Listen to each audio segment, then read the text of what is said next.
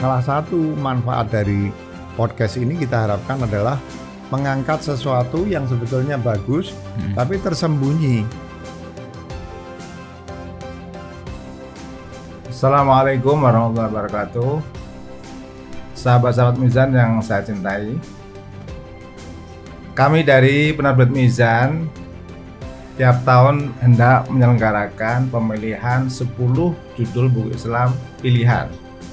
Untuk tahun ini kita sudah memilih 10 judul yang dimaksud. Saya sebagai bagian dari panitia ini ingin sekedar menyampaikan mengapa kami merasa perlu mengadakan podcast seperti ini ya. Jadi ini bagian dari rasa syukur dan juga apresiasi Mizan terhadap terbitnya buku-buku pemikiran Islam pada tahun ini. Tentu kami sadari bahwa kami sebagai Mizan sebagai penerbit tentu punya beberapa pertimbangan mengapa 10 judulnya kami pilih ya. Kami harus melakukan semacam disclaimer terhadap proses ini gitu ya. Pertama, tentu tidak seluruh buku Islam yang terbit pada tahun 2002 ini sempat kami pantau seluruhnya dengan sangat komprehensif tanpa luput satu pun judul. Tentu itu hampir tidak mungkin ya. Pasti ada buku-buku yang sebetulnya layak masuk dalam 10 judul terpilih ini tapi luput dari pantauan kami, dan itu kami harus mengatakan itulah keterbatasan kami untuk memilih sekomprehensif mungkin, selengkap mungkin ya. Kedua, kami akui barangkali ada bias-bias ya atau sisi yang subjektif dari pihak kami untuk memilih judul-judul tertentu. Tapi kami berusaha seobjektif mungkin ya. Antara lain buktinya bahwa kami tidak memilih 10 judul itu dari Mizan semua ya. Ada di situ faktor ketersebaran ya, ketersebaran pihak-pihak penerbit ya. Di sini ada terwakili misalnya Irjisot, bahkan Gramedia, penerbit Palung dan sebagainya. Kemudian kami akui bahwa ada faktor-faktor appearance atau present di media atau di ruang publik ya, bahwa buku-buku yang lebih sering muncul di ruang publik, entah di media sosial dan menjadi pembicaraan ramai, itu lebih mungkin untuk terpilih sebagai buku pilihan kami. Tentu itu sesuatu yang natural saja, tetapi tetap kami memiliki semacam kriteria ya, baik itu menyangkut misalnya kualitas isi, menyangkut kejarangan atau kelangkaan tema yang dibahas, juga menyangkut misalnya keunikan ya, juga menyangkut kebaruan ya, juga menyangkut kontribusi atau relevansi atau dampak suatu buku terhadap masyarakat pembaca Indonesia ya. Dan karena itu kami menyadari bahwa hal ini menjadi satu konsideran ya, atau pertimbangan bagaimana kami memilih 10 judul tadi ya. Demikian sekadar pertanggungjawaban dari Mizan. Terima kasih. Assalamualaikum warahmatullahi wabarakatuh. Sahabat Mizan yang saya hormati, para pegiat literasi, pecinta buku dimanapun Anda berada di Indonesia di akhir tahun 2022 ini. Saya masih ingat tahun lalu di Desember akhir, Mizan merilis ada 10 buku pilihan, 10 buku Islam pilihan versi Mizan. Dan Mizan juga mengajak beberapa penerbit lain untuk melakukan hal yang sama, tapi tampaknya hingga saat ini kami belum mengetahui ada upaya yang serupa. Dan di akhir tahun 2022 ini kembali Mizan merilis 10 buku Islam pilihan ya dari versi Mizan, dan saya kira Anda semua sahabat Mizan sudah menunggu, penasaran untuk tahu. Nah, di tengah kita sudah hadir Bapak Haidar Bagir selaku Direktur Utama Mizan. Saya sapa dulu. Assalamualaikum warahmatullahi wabarakatuh. Assalamualaikum warahmatullahi wabarakatuh. Apa kabar Pak Haidar? Alhamdulillah. Ya. Baik, sehat. Sebagai informasi, Pak Haidar baru menjalankan operasi tetapi tetap semangat untuk terlibat dalam pemilihan buku Islam ini. Ya maunya kalau bisa akhir tahunnya diundur, tapi nggak bisa diundur. Baik, Pak Haidar, ini ada pemilihan yang tampaknya akan rutin dilakukan oleh Mizan ya, dalam menetapkan 10 buku Islam terpilih, dan mungkin perlu bocoran bagi kita semua kira-kira apa sih tujuannya dulu gitu ya. Iya. Untuk Yang pertama gini kan, saya ini sudah 40 tahun di dunia literasi, khususnya di dunia literasi Islam, buku-buku keislaman ya. Karena kita tahu bahwa Mizan didirikan 40 tahun lalu, awalnya sebagai buku atau sebagai penerbit buku-buku keislaman, ya. Nah, ada tentu kemajuan-kemajuan besar terkait dengan literasi keislaman di Indonesia. Misalnya ketika Mizan didirikan, mencari buku karya lokal kita itu susah betul, yang ditulis serius. Sehingga Mizan pada waktu itu di tahun-tahun pertama misalnya harus membuat seri cendekiawan Muslim yang praktis isinya adalah kompilasi. Meskipun disunting secara sangat serius, saya termasuk yang betul-betul melakukan penyuntingan termasuk menggunting makalah-makalah itu. Nah sekarang misalnya kalau kita hitung jauh sekali beda dalam hal jumlah produksi karya keislaman lokal, ya. Nah, tapi pada saat yang sama gairah membaca karya-karya serius keislaman khususnya lokal, meskipun ini tidak dibatasi sebagai lokal, ya, itu turun luar biasa. Dan ini bukan hanya persepsi atau dugaan saya, tapi kalau kita pergi ke UIN atau IAIN besar yang dulu nyaris setiap mahasiswanya membanggakan diri dengan membaca karya-karya keislaman serius, itu kita sulit sekali sekarang mendapatkan barangkali 10% saja dari mahasiswa di universitas yang intinya sebetulnya mengajarkan dan belajar karya-karya serius akademik keislaman ini yang betul-betul melibatkan diri di dalam kegiatan literasi naskah-naskah serius keislaman seperti ini. Saya ingat betul di antara yang menyatakan ini dengan sangat prihatin adalah Profesor Azumardi Azra.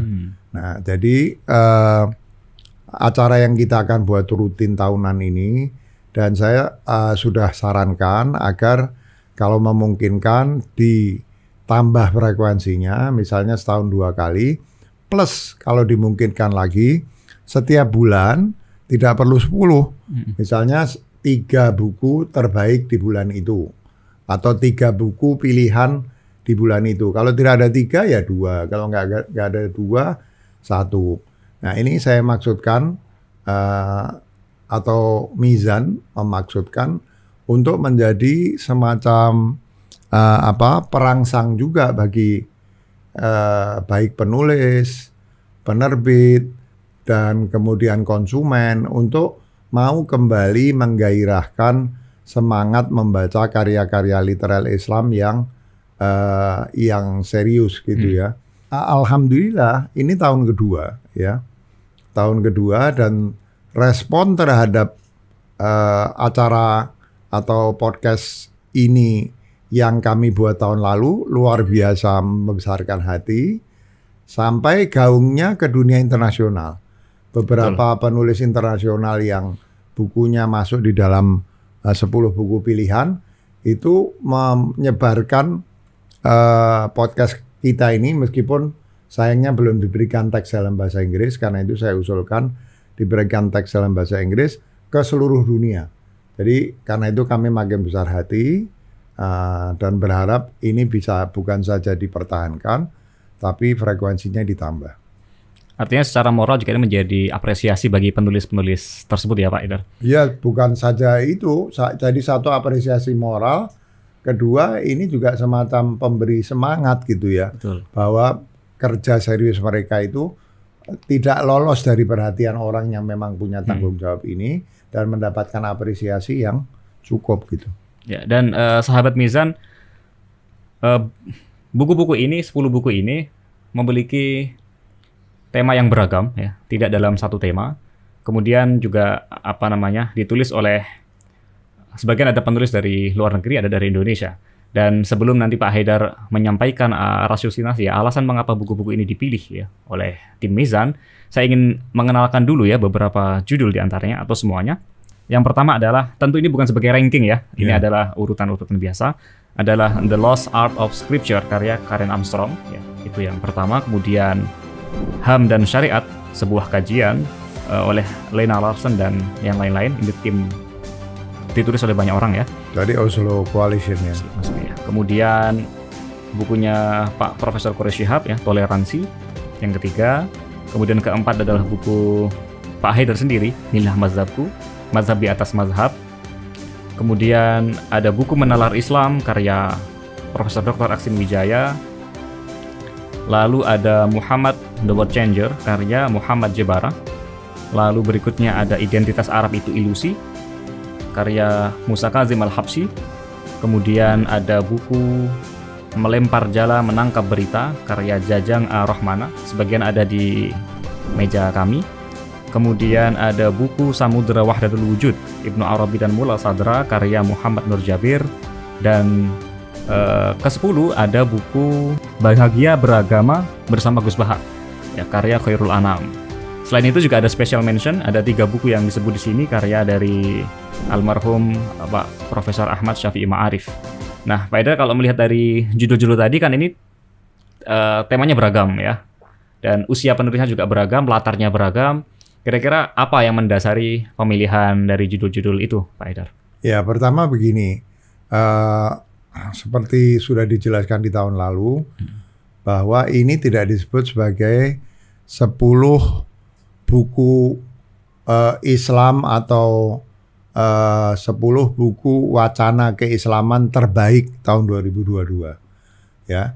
Karena kalau kita berikan terbaik, itu pertama yang akan muncul adalah bahwa ini pilihan semata-mata berdasar bobot akademik.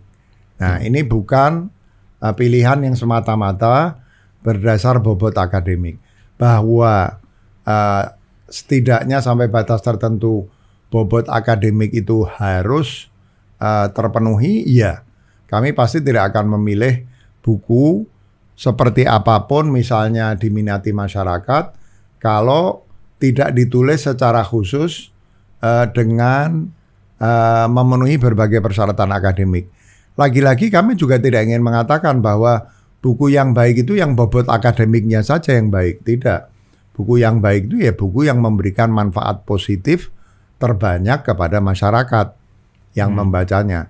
Misalnya saya berikan contoh. Ada 2 penulis yang sekarang termasuk penulis paling populer. Penulis buku Islam paling populer, yaitu Habib Hussein Ja'far dan Pak Fakhruddin Faiz.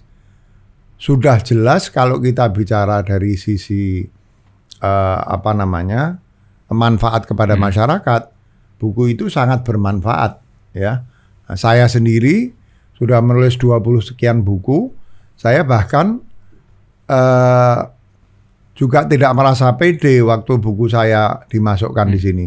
Sekadar informasi saja, buku saya ini masuk diusulkan oleh tim yang melakukan riset, dan saya sempat minta supaya di drop karena menurut saya mungkin tidak pantas masuk ke sini, karena antara lain buku ini juga tidak terlalu tebal, tidak ditulis dengan gaya menulis akademik yang sangat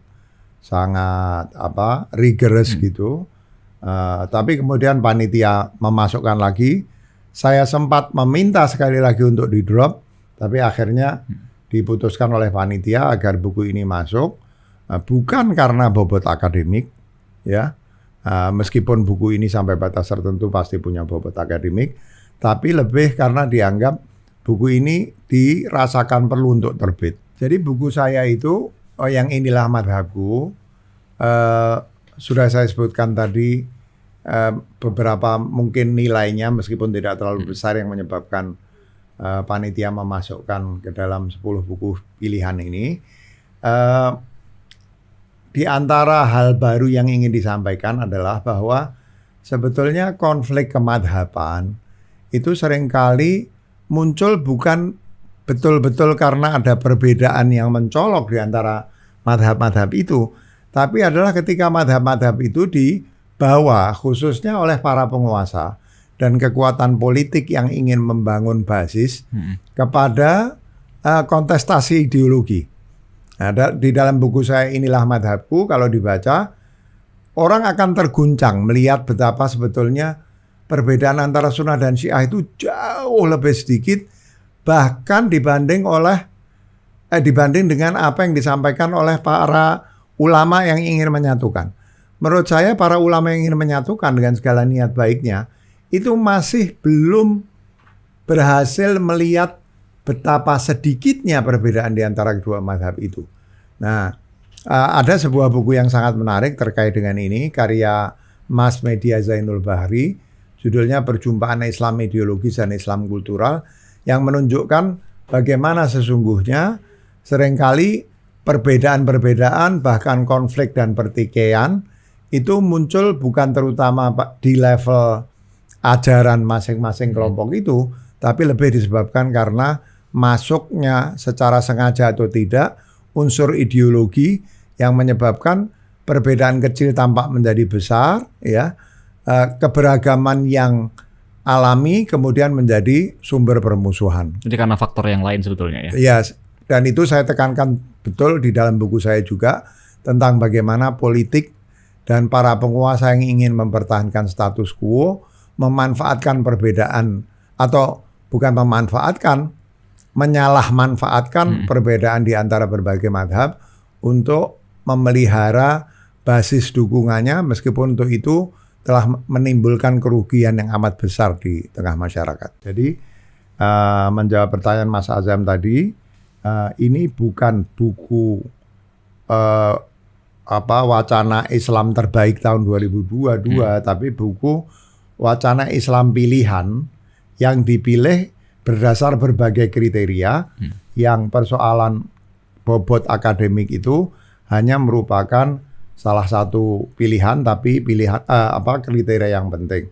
Kalau kita misalnya membuat pilihannya itu semata-mata dari sudut pandang timeliness, ya, aktual, kemudian dampak, kemudian bestseller, sudah pasti yang akan masuk di antara 10 pilihan itu mungkin nomor 1 dan 2 bukunya Habib Hussein Ja'far dan bukunya Pak Fakhruddin Faiz. Karena itu saya ingin orang tahu bahwa kedua buku itu tidak masuk sama sekali bukan karena alasan apa, kecuali seperti saya bilang di awal, acara ini antara lain dimaksudkan untuk merangsang orang kembali membaca buku-buku yang ditulis secara cukup serius dan mungkin butuh energi lebih besar. Saya saja membaca buku Pak Fakhruddin Faiz dan Habib Hussein Ja'far itu membacanya dengan sangat senang. Nggak usah diiklankan pun orang sudah membaca. Tapi buku-buku yang antara lain masuk di dalam pilihan ini adalah buku yang kita berharap dengan adanya masuknya ke daftar ini, orang yang tadinya mungkin merasa aduh berat, capek, energinya banyak, mungkin kita harapkan akan terpicu untuk mau membaca buku ini gitu.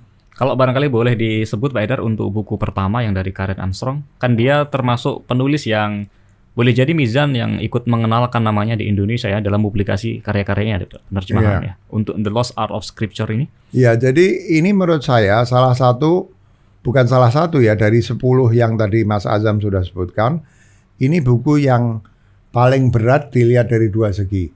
Satu, tebal sekali bukunya, relatif tebal ya.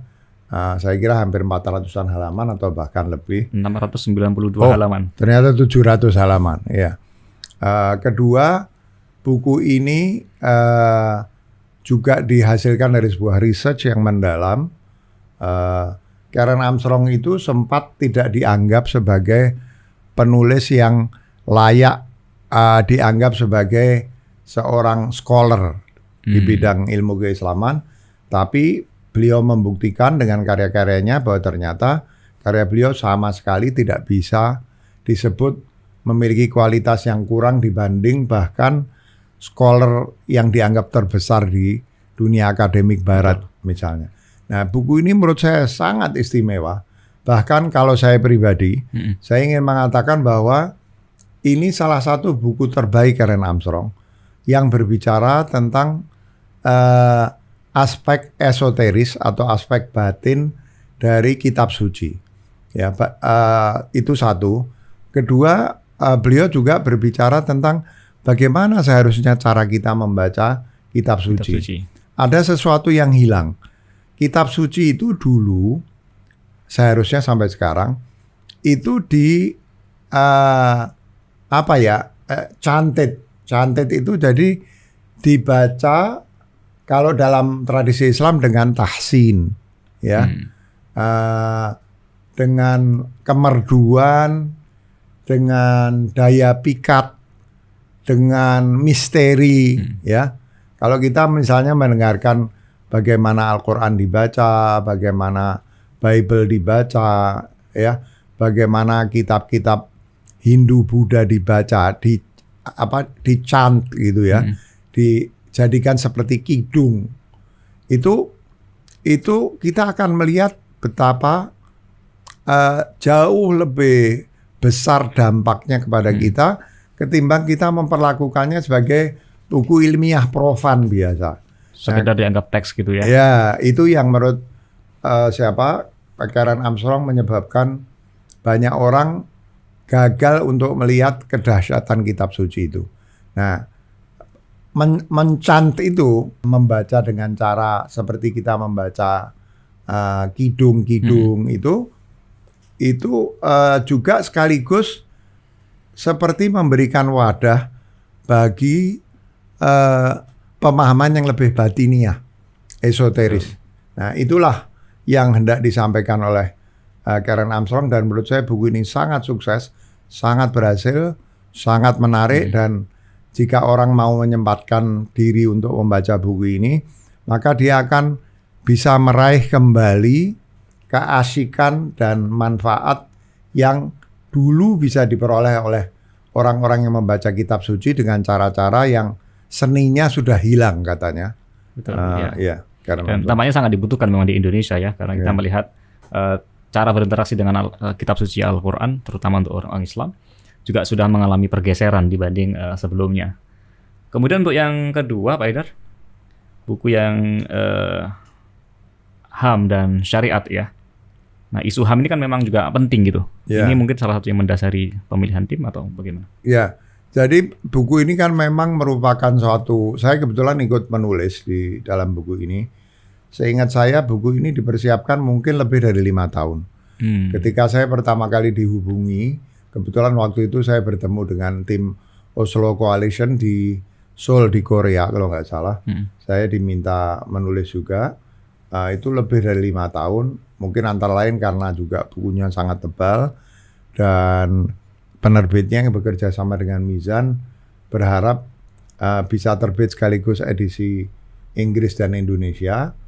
Maka membutuhkan waktu panjang.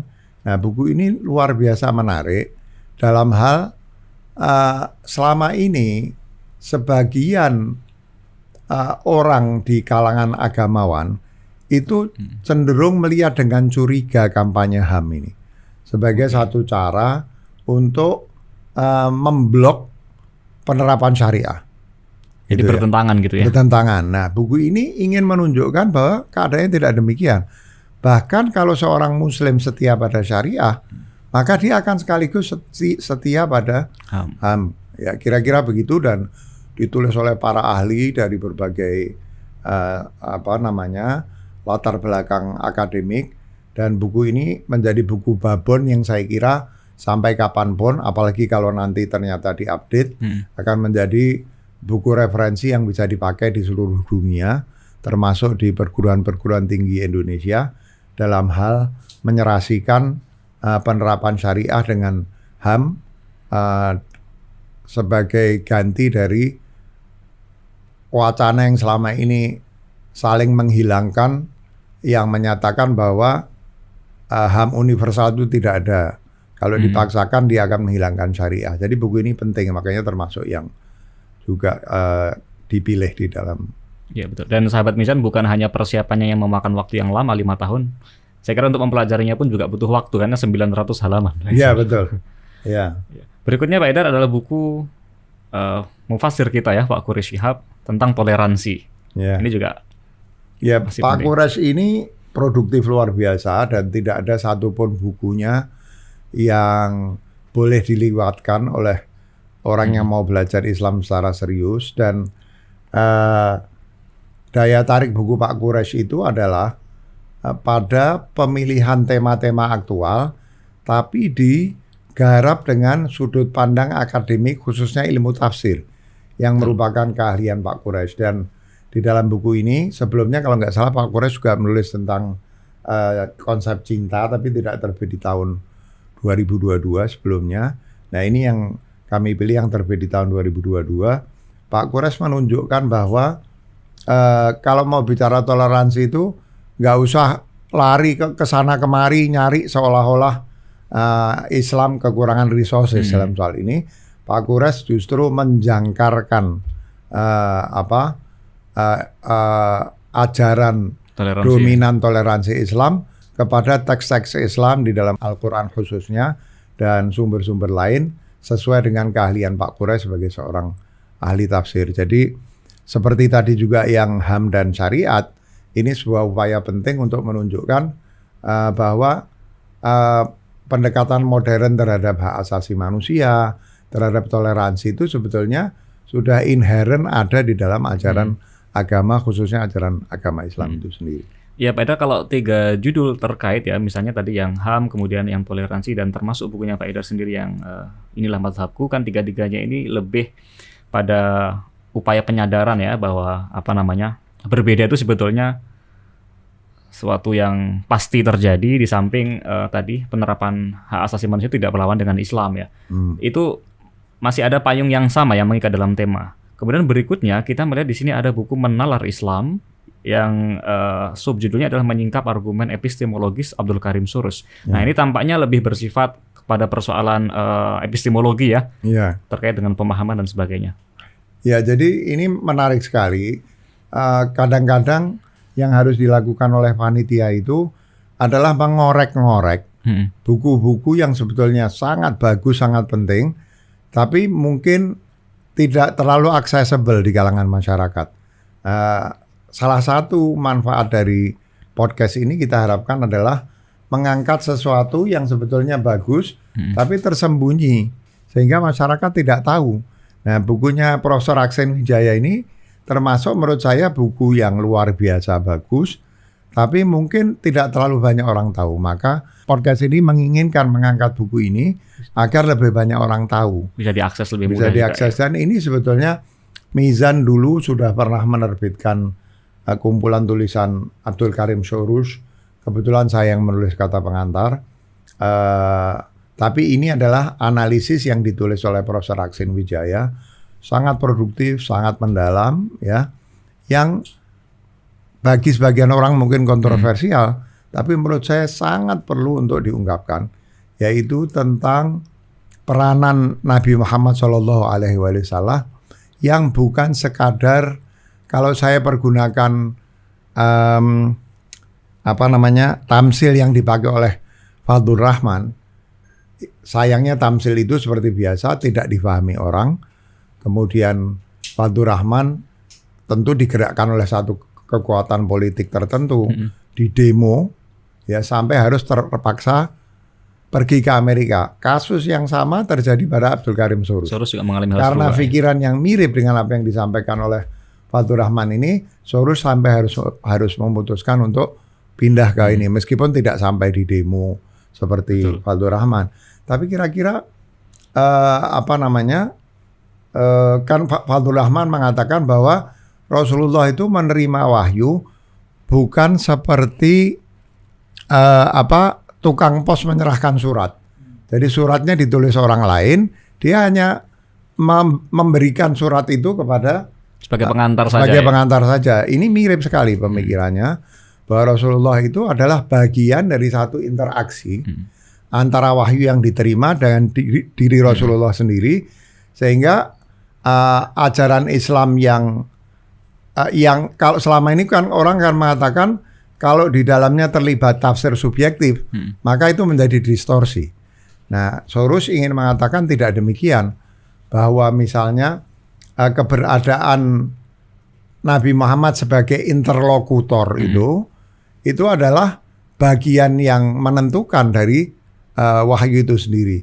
Maka Surus ini dikenal dengan gagasannya tentang teori Qabd dan Bast itu, bahwa wahyu itu bukan sesuatu yang fix, ya, Wahyu itu tergantung konteks historisnya ketika turun dan juga ketika diterapkan, dia harus melihat konteks historis ketika hukum itu ingin diterapkan karena itu bisa mulur mungkret. Ya, qad dan bas itu paling tepat saya kira diterjemahkan sebagai mulur dan mungkret. Ya, nah wahyu itu harus diperlakukan seperti itu. Dan justru wahyu yang luas yang bisa mulur mungkret inilah yang menyebabkan dia kemudian menjadi relevan, menjadi hidup, menjadi living law, dan betul-betul di satu sisi relevan dengan tuntutan zaman, di sisi lain tetap memberikan ruang bagi kesetiaan kepada wahyu itu sendiri. Dan saya kira itu juga akan mengubah cara kita dalam melihat Nabi ya sebagai panutan kita ya. Dari sekedar tadi yang penyampai sebuah risalah, ini sebagai orang yang dia menjadi lokus bagi penjelmaan risalah itu sendiri gitu ya. Apalagi kalau kita kaitkan dengan Irfan misalnya, Rasulullah Shallallahu Alaihi Wasallam itu kan tajalli pertama dari Allah SWT di tingkat ahadiyah. Jadi pasti bukan seperti komputer atau robot yang tidak punya peran apa-apa gitu. Bahwa Rasulullah sendiri sebagai Nur Muhammad adalah wahyu itu sendiri. Nah, pada berikutnya, ini terkait dengan Nabi. Buku yang ke-6 adalah Muhammad The World Changer, karya Muhammad Jibara. Tapi ini tampaknya lebih berupa biografi, tapi ini dipilih Pak Haidar oleh tim Mizan. Iya, jadi buku ini unik, dipilihnya karena unik. Tadi ada yang dipilih karena timely, ada yang dipilih karena orang tidak cukup punya akses kepada buku itu, macam-macam. Nah, kalau ini dipilih karena mungkin ada hubungannya dengan misalnya bukunya Karen Armstrong, The Lost Art of Scripture. Itu keindahan, keluasan, ya, itu terasa pelan-pelan seperti hilang atau mau dihilangkan dari agama. Padahal agama itu kan sebetulnya salah satu aspeknya itu keindahan. Rasulullah mengatakan, aku melihat Robku di dalam tingkat keindahan atau kecantikannya yang paling tinggi. Nah, hal seperti ini penting. Buku seperti Lost Art of Scripture misalnya, dan kali ini juga buku Muhammad Jibara, ya, ini adalah sebuah buku yang penting diterbitkan. Di samping tentu ada beberapa fakta baru yang sebetulnya tidak sebaru itu. Misalnya teori yang mengatakan bahwa Siti Khadijah itu dikawini oleh Rasulullah umurnya bukan di 40 tahun. Sebagian orang mengatakan di 25 tahun. Ada bahkan yang mengatakan bukan janda. Kemudian tidak benar bahwa Siti Aisyah itu dikawini oleh Rasulullah di umur 9 tahun. Tapi sekian tahun setelah itu dan sudah dewasa, ya misalnya. Tapi daya tarik utamanya itu adalah pada di samping research yang serius, pengungkapannya yang sangat indah, dan diharapkan pemahaman kita tentang agama, tentang kitab suci, tentang Nabi Muhammad yang memasukkan unsur estetika itu akan menjadikan orang melihat agama dengan cara berbeda. Bukan cara kaku, keras, tidak luas bagaimana yang sekarang ini terjadi. Ya. Tentu ada Mizan juga menerbitkan buku Muhammad Hussein Haikal, Sirah Muhammad. Ya. Sebelumnya ada penerbit Serambi menerbitkan buku Martin Lings, Muhammad. Itu juga buku-buku yang sangat istimewa. Sama sekali kita tidak mengatakan bahwa buku Muhammad Jibara ini lebih baik. Tapi buku Muhammad Jibara ini punya satu sudut atau aspek yang mungkin tidak ada di buku Martin Lings yang lebih berdasar research maupun buku Sirah Muhammad yang lebih rasional gitu ya. Dan ini bisa memberikan gambaran lain tentang Nabi ya. Karena biasanya kita baca buku-buku sejarah Nabi itu banyak kisah tentang perang dan sebagainya ya. Persis ya. Mengabaikan sisi seni tadi. Berikutnya ada buku yang ditulis oleh Pak Musa Kazim Al-Habsyi ya. Judulnya Identitas Arab itu Ilusi. Saya Habib, saya Indonesia. Nah, Pak Haidar sendiri besar dalam tradisi Habaib ini mungkin bisa mengungkap betapa signifikannya karya ini dalam konteks Indonesia. Ya, jadi begini, buku ini cukup kontroversial, mendapatkan banyak kritik dan menurut saya sebagian kritik itu memang berdasar. Sekaligus ini saya sampaikan untuk menunjukkan bahwa buku pilihan kami itu bukan buku yang kami menganggap sempurna. Kalau saya mau bicara dari 10 buku yang dipilih itu mungkin yang paling nggak sempurna buku saya. Tapi karena punya aspek lain, Maka buku ini akhirnya saya pun sepakat untuk dimasukkan. Buku Ustadz Musa Kadzim Al-Habsyi ini juga mendapatkan kritik ya. Salah satu kritiknya saya kira adalah terkesan bahwa buku itu Ustadz Musa Kadzim ini kan very resourceful orangnya. Pengetahuan agamanya luar biasa luas. Tapi memang tidak menuliskannya secara sangat runtut begitu ya. Ya kayak buku-buku saya lah. Sebagian buku saya juga tidak terlalu runtut. Tapi buku ini sangat menarik karena berusaha mendekonstruksi politik identitas khususnya yang terkait dengan keturunan Arab dan Habib. Oke, Ya. baik. Jadi di Indonesia ini kan kita semua sepakat bahwa habaib itu punya peran yang sangat positif. Dai yang membawa Islam ke sini, Islamnya Islam damai, Islam tasawuf. Ya, jadi tidak ada sedikit pun upaya untuk mengurangi apalagi mendiskreditkan peran habaib. Dan mereka punya tempat luar biasa di Luar masyarakat. biasa di dalam masyarakat. Tapi belakangan persoalannya justru kelebihan metode dakwah para habaib ini dimanipulasi sehingga menjadi bagian dari politik identitas. Nah, buku ini ingin berusaha mendekonstruksi bukan peran habaib, tapi upaya orang untuk menjadikan persoalan yang terkait dengan kearapan dan kehabiban ini sebagai bagian politik identitas yang divisif, yang memecah belah. Nah, dalam buku ini kemudian Ustadz Musa Kadzim menunjukkan sebetulnya kearapan termasuk kehabiban itu adalah persoalan otoritas adab, ya, adab dalam arti sastra bahasa dan bukan semata-mata persoalan nasab.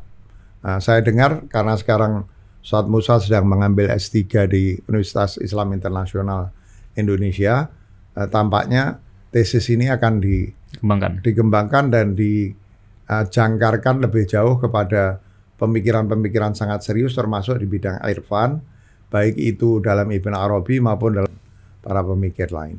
Dan kelihatannya pesannya selain juga aktual, ini akan berlangsung lama ya di Indonesia karena kita tahu mayoritas penduduk Indonesia adalah orang-orang yang punya rasa hormat khusus kepada kalangan habaib ya. Jadi ini buku yang luar biasa penting. Kemudian berikutnya ada buku Melempar Jala Menangkap Berita tentang surat-surat Haji Hasan Mustafa kepada Sunan Guru pada masa Perang Aceh abad 19 oleh Jajang Ar-Rahmanah. Iya. Saya sama sekali bukan ahli di bidang ini, tapi saya suka membaca pemikiran-pemikiran tasawuf Kiai Haji Hasan Mustafa. Bahkan kami punya sekolah agribisnis di daerah Megamendung yang sengaja saya sendiri memberinya nama sekolah Hasan Mustafa. Ya. Nah, kalaupun saya tahu sangat sedikit tentang Kiai Haji Hasan Mustafa, maka pengetahuan saya lebih kepada pemikiran-pemikiran tasawuf beliau yang model wahdatul wujud. Ya.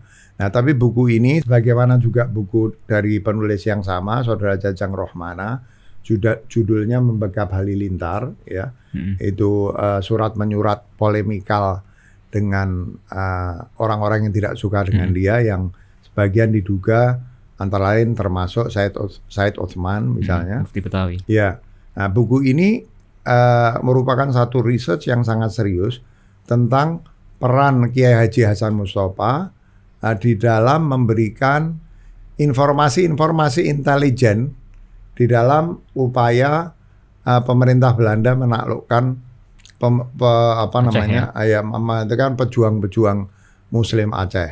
Nah, sudah tentu ini kontroversial ya. Iya, sangat kontroversial. Seperti Heidegger misalnya, itu dengan segala kebesarannya dia pernah menjadi pendukung Nazi. Betul. Nah, memang harus diakui sampai batas tertentu kelompok elit sufi atau filosof besar itu punya kecenderungan untuk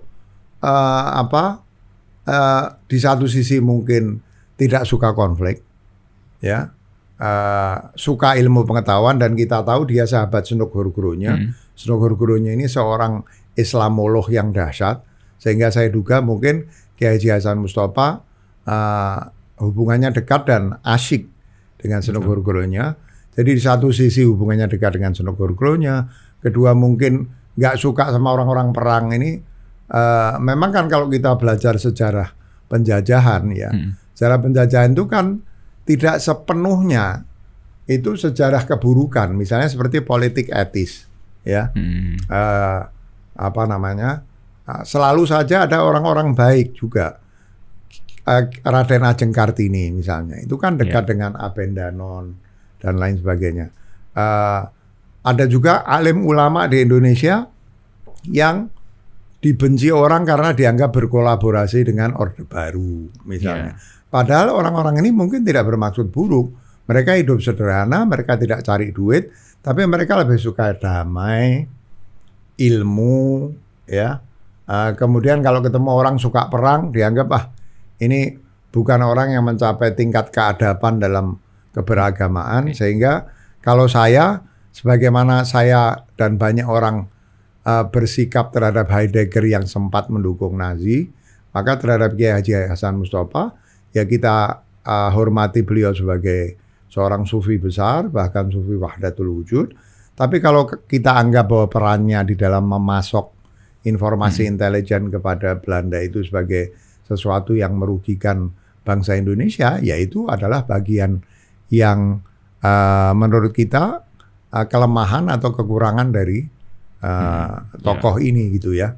Saya kira kita melihatnya dengan kita usahakan secara proporsional. Ada juga buku Iman sebelumnya terbit karya Kang Rokajat Asura, Haji Hasan Mustafa, Sufi Besar Tanah Pasundan. Kalau ini lebih banyak membahas tentang gagasan-gagasan keagamaan, termasuk gagasan-gagasan tasawuf atau wahdatul wujud dari Kiai Haji Hasan Mustafa. Dan tentu dulu dalam aktivitasnya itu Haji Hasan Mustafa punya pertimbangan-pertimbangan ya Pak Haidar secara historis gitu ya, bahwa saat ini peneliti punya kesimpulan temuan lain dalam memotret sikap politik beliau itu adalah hal-hal lain gitu. Ya, tidak boleh anakronistik kalau ketika kita melihat. Nah, berikutnya buku Pak Muhammad Nur Jabir yang berjudul Samudra Wahdatul Wujud. Ini juga lebih ke dunia sufistik Pak Haidar. Ya, jadi lagi-lagi acara ini, podcast ini dimaksudkan seperti mengangkat batang terendam. Jadi sebetulnya ada barang yang berharga, tapi karena alasan mungkin barangkali bukunya berat, penerbitnya tidak sempat mempromosikan, ya, dan lain sebagainya. Sebagaimana juga buku Profesor Aksen Wijaya. Itu akses kepada buku ini kurang gitu di tengah masyarakat. Akhirnya nggak dibaca ya? Akhirnya tidak dibaca. Nah, kami ingin memasukkan itu, mengingat bahwa buku ini adalah buku yang sangat penting dilihat dari sedikitnya dua hal. Satu, bicara tentang wahdatul wujud, dan di berbagai kesempatan saya sering mengatakan bahwa wahdatul wujud ini adalah menurut saya ya, faham asli Islam Nusantara. Nah ini meskipun ini bicaranya asal muasal dari wahdatul wujud pada Ibn Arabi, kemudian pengembangannya secara lebih filosofis pada Mulla Sadra, ini kami anggap merupakan buku yang penting dibaca bersama tentu buku-buku yang terkait dengan perkembangan wahdatul wujud di Indonesia. Misalnya kita tahu bahwa Ithafud Dzaki itu syarah terhadap At-Tuhfah al-Mursalah ila Ruhin Nabi sallallahu alaihi wasallam, ya, Burhan Puri. Kalau dibaca bersama, maka termasuk dibaca juga dalam hubungannya dengan polemik antara Hamzah Fansuri dan Nuruddin Raniri, dilanjutkan oleh Singkili, Samsudin Sumatrani. Ini akan memberikan pemahaman lebih utuh kepada kita tentang perkembangan Islam awal di Indonesia yang dianggap sebagai bid'ah, padahal sesungguhnya itulah ciri khas Islam awal di Indonesia. Saya termasuk orang yang berpendapat bukan hanya Syekh Siti Jenar, bahkan sebagian kalau tidak semua Wali Songo, apalagi Sunan Kalijaga misalnya, itu sedikit atau banyak kan dikenal bahwa Wali Songo itu anti Syekh Siti Jenar.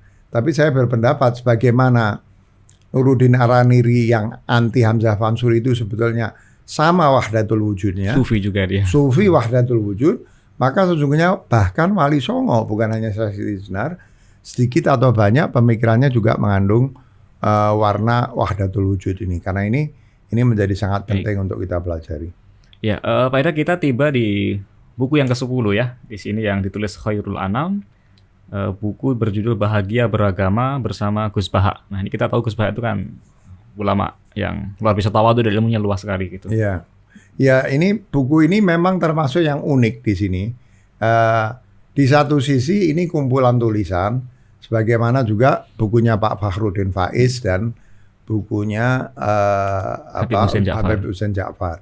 Cuman buku Gus Baha ini memiliki keunikan karena seperti tadi Mas Azam sampaikan, ilmu keagamaan orang ini, saya tidak sedang mengukur Pak Fakhruddin Faiz di mana, Habib Hussein Ja'far di mana, Gus Baha di mana. Masing-masing memiliki kelebihan dan sudah terbukti memiliki kontribusi besar terhadap umat ya. Umat dan dakwah Islam di Indonesia.